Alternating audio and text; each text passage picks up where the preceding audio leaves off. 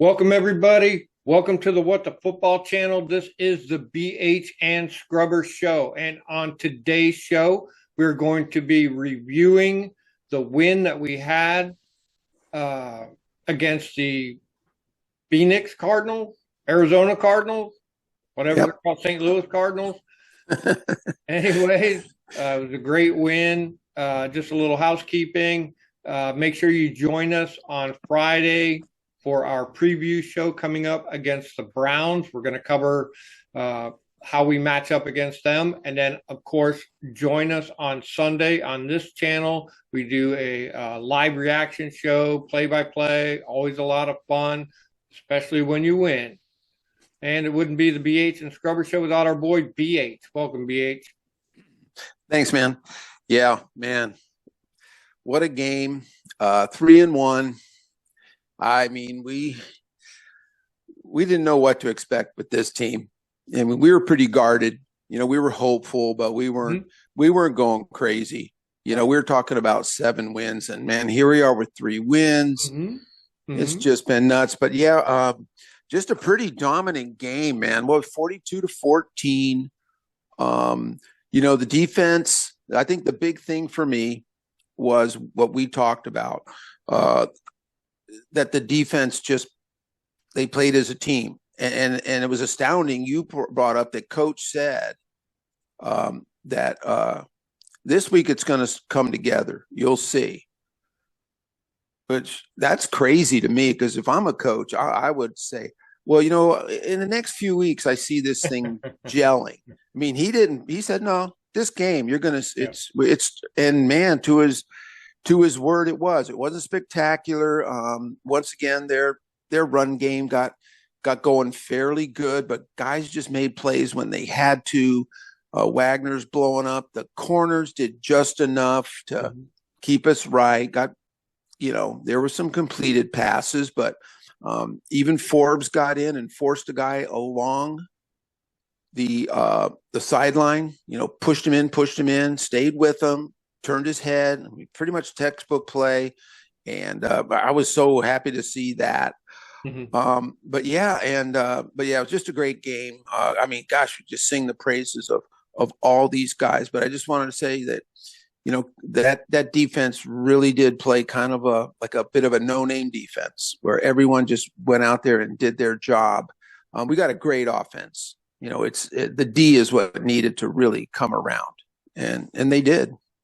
Yeah, I would totally agree. That was, we're so used to our defense being really good that the offense only has to score a few points. Now it's our offense dominates and our defense just has to keep them down a little bit. And our defense really did great. I was so happy for what they did.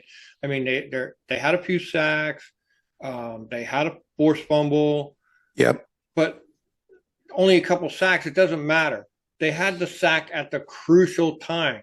You can have 7 sacks for -1 yard on first down all day long. Who cares? It doesn't mean anything. But if you have a sack on 4th and 7 and you stop a drive compared to those other 7 sacks, I'll take the one every single time. And and that was Dorrance Armstrong. Kudos to him for that one. I think Frankie Louvu got the forced fumble and the recovery on that at the same time. And I think he was a stud. I kept during the game, I called his name out a bunch of times. Bobby Wagner stuffed him a bunch of times. We talked about Kyler Murray keeping him in the pocket, but not for too long. And that's exactly what happened. I mean, he only threw for 142 yards and he only ran for 3 yards. I mean, totally stuffed the guy. So I feel really good about that. And as far as like on the offensive side, first I'll go to the front of the office for keeping the guys going straight from Cincinnati after that game, going straight to Arizona. I mean, keeping the guys away from from the wife and the family and all the BS, and let them just be guys and staying in the hotel room and eating together. And one bus goes to the place where they practice and just keeping super focused. So kudos to Josh Harrison gang. Kudos to the coaches. I thought Cliff called a great game. They seem to change it up every week. It's kind of pretty brilliant to watch. I think they're scheming to the teams. They're watching the film, and as the weeks go by, they're going to see more and more film on these teams, and they're going to be able to adjust a little bit every single time. And one thing that we like on this channel is progress. Just increments of progress. I don't care. As long as it's on the trend moving forward, we are doing good. And I really saw that in that game.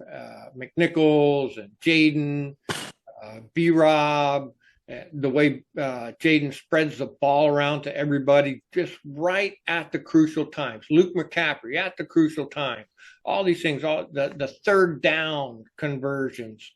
Just insane amount. You could sit here and you could do a whole show just saying what all of the stats were for the game, just blowing everything up. So they've really come together as a team here in this fourth week, and I am super excited for week 5.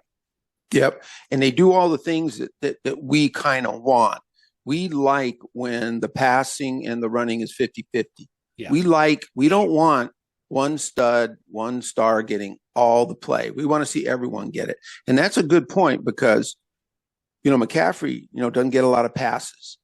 And he had a tough catch. Yep. Jaden threw a rocket high, had to get up there. He had to get it up and over the linebacker, get it to him. It was about a 20-yard pass or something. Yeah.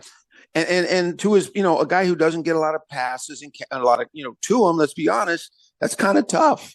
A lot of guys, they kind of choke like, oh, here's my chance, man. That kid went up and just snagged it. Boom. Yeah. Hit the ground. And then McNichols, that was one of our biggest worries going into this game. Mm-hmm. Man, not having Eckler.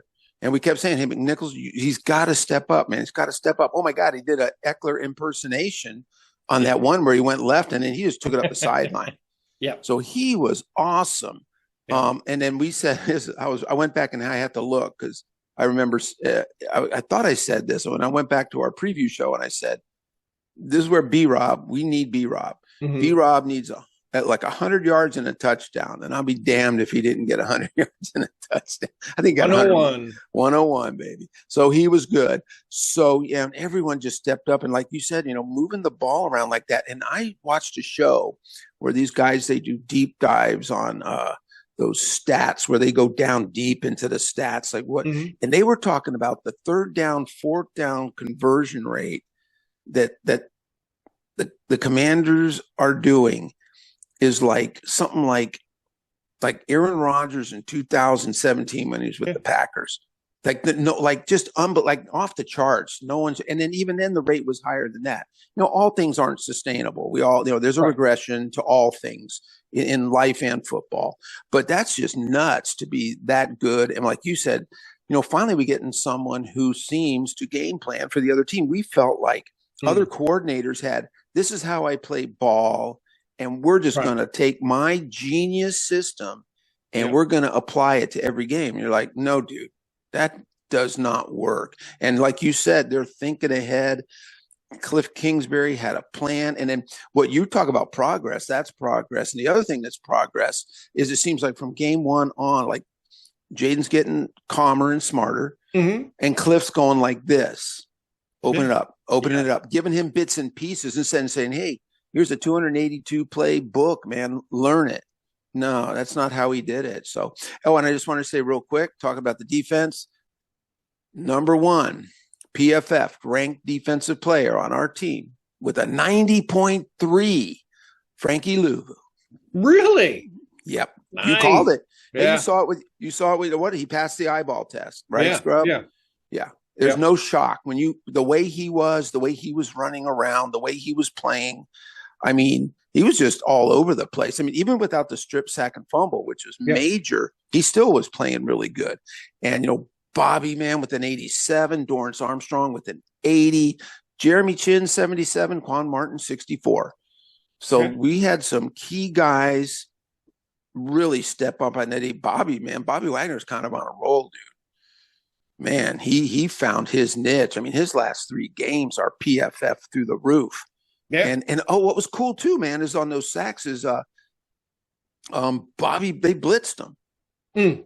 Yeah, Yeah. and he sort of did a delayed blitz. I kind of feel like they gave him. It'd be interesting to know, like if they gave him carte blanche to decide, like on this certain setup, because he waited a little bit. He waited, like maybe Bobby sees the way things are going and he just stays back in coverage. But both times he delayed and then boom, he was in like a bullet. There was panic. Murray started running, and then the other guys just swept in and gobbled him up. And I didn't even realize you said he got 3 yards rushing or something. Yeah, Kyler he Murray, didn't do shit. Yeah, Kyler nothing. Murray didn't do nothing. The bulk of their running game was Connor. Yeah, oh yeah, and he did great. Boy, He did. I watched a lot of all 22, man. And I tell you, I got a lot of respect for that guy, man. Yeah. That guy, I mean, Pittsburgh kicked him to the curb, man, and he's just out there just killing it. He was rough on us.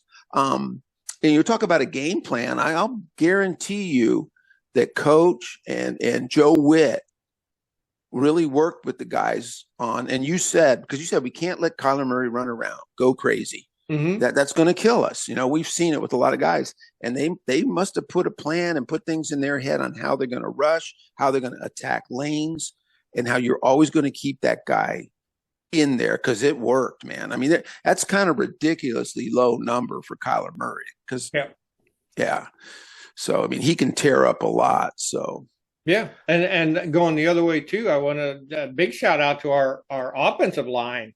Oh my gosh, Cornelius Lucas and Allegretti, Biades, Cosme, and Andrew Wiley. Give them the blocking scheme was really good. Jaden Daniels had a lot of time, and also that blocking goes out to like John Bates, yeah, Zach Ertz as well. Yep. Jeremy McNichol picking up blocks, or a lot of great blocking, giving Jaden Daniels time, and Jaden Daniels was getting the ball out of his hands too. One of my, we watched that first game of the season. Christ, he wouldn't throw the ball to save the humanity. You know what I'm saying? Yeah. And during that game, throw the ball, and now he gets the ball out. Man, he's throwing darts to McLaurin to pick up a first down. He's throwing darts everywhere, and he's really come a long way, and I'm very, very happy about all that. And he was first pick. Fuck it. Yeah. It was a tough pick, anyways. It was, Yeah. Still, he did good. Overall, the team, stellar. Yeah. Jaden, I saw a quarterback breakdown on him. Another guy that does, I think the quarterback school or something. JT from the quarterback school. Yeah, JT got, and it was funny because JT said, I just think on that pick, he said he didn't. It was his footwork was a little off, and he said he got a little greedy. And then someone in the comment section laughed and said, when Jaden was talked to after the game, he said, I got a little greedy. So Jaden kind of, and he did. He had plenty of time on that one. The guy kind of broke it down, broke down everything, broke down that play. Oh, and I just wanted to say, you were right, though, but Jeremy McNichols, I always feel like our old offensive lines played scared. And we noticed like 3 guys would go this way and block one guy, and then just some guy running in. Yeah. And we're like, what were you thinking? But on this one, boy, it was a complicated thing. Allegretti went one way. And then I think it was Brandon Coleman was playing left tackle, and he blocked the guy one way, but it kind of let the left tackle like a 2 blocking 3, and the tackle came across. I mean, the defensive end came across, and McNichols came right over and just took him out at the knees. I mean, it was a low shot, but that's legal. But, McNichols is a little guy.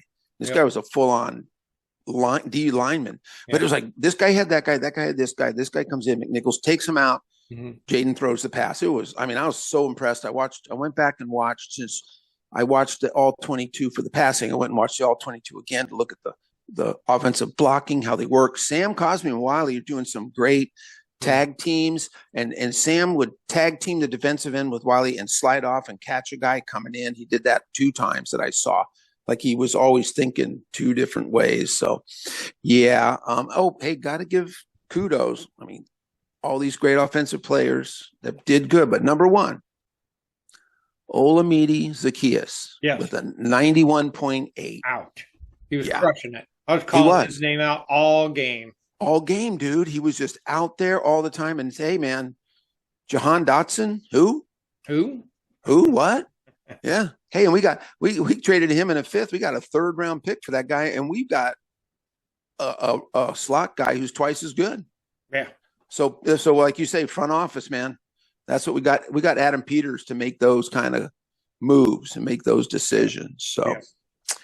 anyway, yeah, Brian Robinson got a great score. Jaden, of course, had a great score. Terry had a great score. So I'm going to save the negative scores, which aren't really even that bad, for our Cleveland preview, so we can kind of talk about guys that need to up their game a little bit. So I'll save that for that show.